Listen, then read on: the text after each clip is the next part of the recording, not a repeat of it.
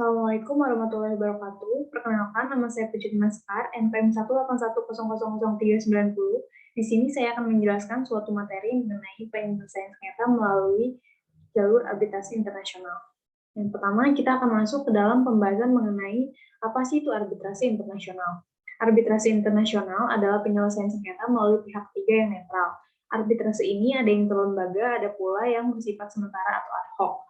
Penyelesaian sengketa melalui arbitrasi internasional ini mengharuskan adanya persetujuan dari kedua belah pihak untuk membawa sengketa tersebut ke dalam penyelesaian arbitrase. Hal ini harus terpenuhi terlebih dahulu sebelum arbitrase akan menjalankan yurisdiksinya.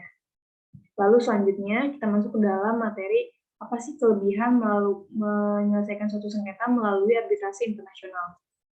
Kelebihan yang pertama yaitu arbitrasi internasional dapat menyelesaikan perselisihan di antara pihak lebih cepat dibandingkan dengan litigasi pengadilan tradisional karena hanya ada banding terbatas dari putusan arbitrase. Lalu yang kedua, arbitrase internasional ini sifatnya fleksibel karena masing-masing dari para pihak ini dapat menentukan prosedur mana yang paling tepat untuk menyelesaikan sengketa di antara para pihak ini. Lalu selanjutnya, arbitrasi internasional ini bersifat rahasia, sehingga akan memudahkan para pihak jika selanjutnya akan menjalin hubungan bisnis kembali.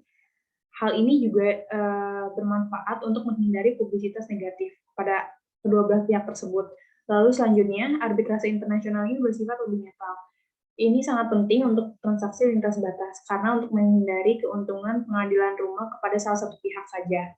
Lalu selanjutnya, arbitrasi internasional ini bisa lebih murah daripada litigasi pengadilan tradisional.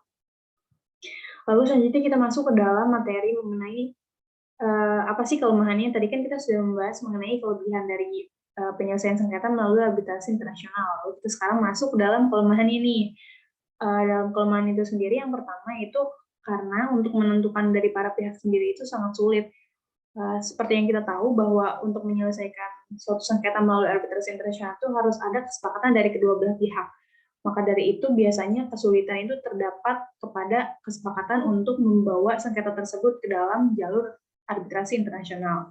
Lalu yang kedua, arbitrasi internasional ini tidak selalu mampu memberikan jawaban yang definitif terhadap sengketa hukum yang ada, karena adanya konsep hukum yang berbeda di tiap-tiap negaranya. Lalu yang ketiga yaitu masih banyak sekali negara-negara yang sulit untuk mengakui dan melaksanakan putusan dari arbitrasi internasional. Selanjutnya, bagaimana sih pelaksanaan putusan dari arbitrasi internasional ini? Nah, menurut ketentuan Undang-Undang Nomor 30 Tahun 1999 tentang arbitrasi dan alternatif penyelesaian sengketa, putusan arbitrasi internasional ini adalah putusan yang dijatuhkan oleh suatu lembaga arbitrase atau arbiter perorangan di luar wilayah hukum Republik Indonesia, atau putusan suatu lembaga arbitrase atau arbiter perorangan yang menurut ketentuan hukum Republik Indonesia dianggap sebagai suatu putusan arbitrasi internasional. Hari ini tercantum dalam pasal 1 angka 9. Negara Indonesia sendiri merupakan suatu negara yang mengakui keberadaan dari arbitrasi internasional, yang mana di dalam negara Indonesia sendiri ini mengatur bagaimana syarat dari pelaksanaan putusan arbitrase internasional. Kita masuk ke dalam ketentuan. Dalam ketentuan pasal 66 Undang-Undang Nomor 30 Tahun 1999, di dalamnya mengatur mengenai persyaratan apa saja sih yang harus dipenuhi agar suatu putusan arbitrasi internasional ini dapat dilaksanakan di wilayah hukum Republik Indonesia. Adapun persyaratannya yaitu yang pertama, putusan arbitrase dijatuhkan oleh arbiter atau majelis arbitrase di suatu negara yang sudah terikat secara langsung dalam perjanjian dengan negara Indonesia, baik secara bilateral maupun multilateral mengenai pengakuan dan pelaksanaan dari putusan arbitrasi internasional.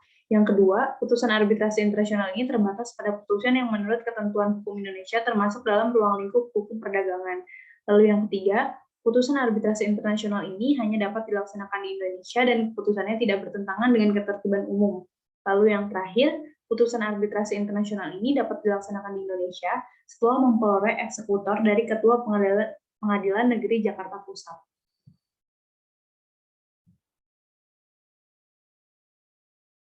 Lalu selanjutnya kita masuk ke dalam asas-asas umum pelaksanaan putusan arbitrasi internasional. Asas yang pertama itu yaitu asas final and binding.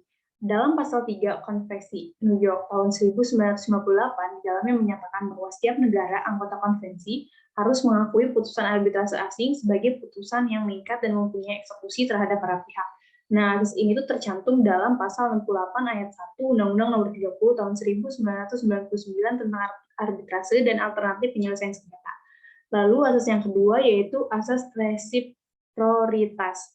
Asas ini tercermin dalam pasal 66 huruf A Undang-Undang Nomor 30 tahun 1999 tentang arbitrase dan alternatif penyelesaian sengketa yang menyatakan bahwa putusan arbitrase dilaksanakan di wilayah hukum Republik Indonesia jika memenuhi syarat, yaitu putusan itu dijatuhkan oleh arbiter atau majelis arbitrase di suatu wilayah, yaitu yang dengan negara Indonesia itu terikat dalam suatu perjanjian baik bilateral maupun multilateral mengenai pengakuan dan pelaksanaan putusan arbitrase asing. Lalu selanjutnya asas yang ketiga yaitu putusan terbatas sepanjang hukum dagang. Jadi asas ini tercermin dalam ketentuan pasal 66 huruf B Undang-Undang Nomor 30 tahun 1999 tentang arbitrase dan alternatif penyelesaian sengketa yang menyatakan bahwa putusan arbitrase internasional terbatas pada putusan yang menurut ketentuan hukum Indonesia termasuk dalam ruang lingkup hukum perdagangan. Lalu asas yang terakhir yaitu asas ketertiban umum.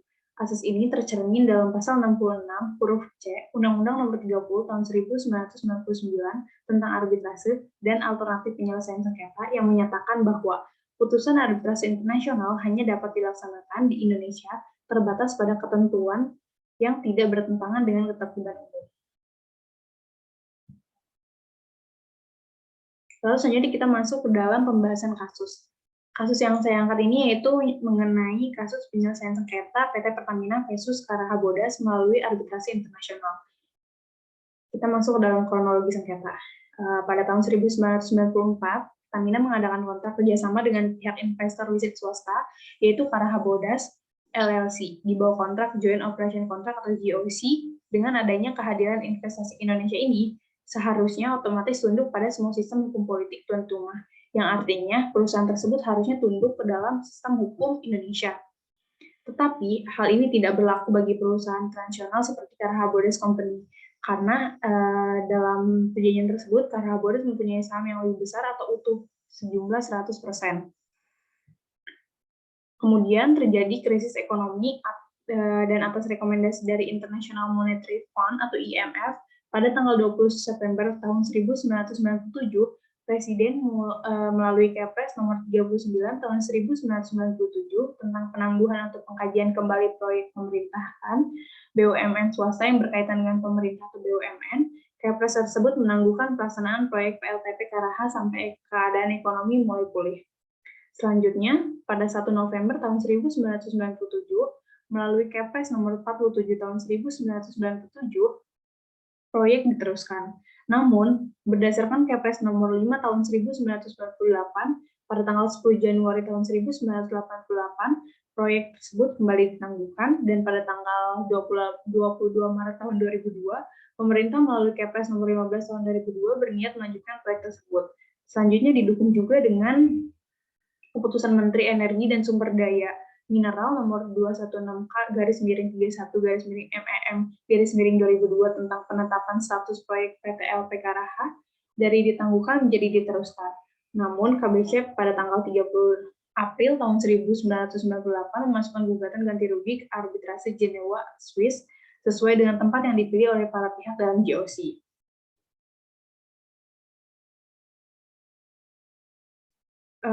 Dalam putusan arbitrase Jenewa tersebut, Pengadilan Arbitrase Jenewa pada tanggal 18 Desember tahun 2000 membuat putusan agar Pertamina dan PLN membayar ganti rugi kepada KBC kurang lebih 270 juta US dollar dengan rincian Pertamina harus membayar denda yang dihitung dari nilai ganti rugi 111,1 juta US dollar dan hilangnya kesempatan mendapatkan keuntungan opportunity loss sebanyak 150 juta US dollar, ditambah dengan 4% per tahun, ditambah dengan bunga sejumlah 4% per tahun sejak tahun 2001. Pertamina dan PLN selanjutnya melanggar kewajiban kontrak mereka terhadap KBC. Walaupun keputusan badan arbitrase sudah ditetapkan, tetapi Pertamina telah menolak untuk membayar kewajiban legalnya. Lalu selanjutnya, Karaha Bodas ini mengajukan upaya hukum kembali. Upaya hukum yang diajukan yaitu berupa permohonan untuk melaksanakan putusan arbitrase Jenewa di pengadilan beberapa negara di mana aset dan barang Pertamina berada, kecuali di Indonesia. Yaitu yang pertama, pada tanggal 21 Februari tahun 2001, KBC meminta US District Court for the Southern District of Texas untuk melaksanakan putusan arbitrase Jenewa. Lalu yang kedua, Pengadilan Hong Kong memutuskan untuk mengabulkan permohonan sita jaminan KBC terhadap aset dan barang milik Pertamina di Singapura. Lalu yang ketiga, Pengadilan Singapura, KBC meminta semua aset anak perusahaan Pertamina yang berada di Singapura termasuk Petral.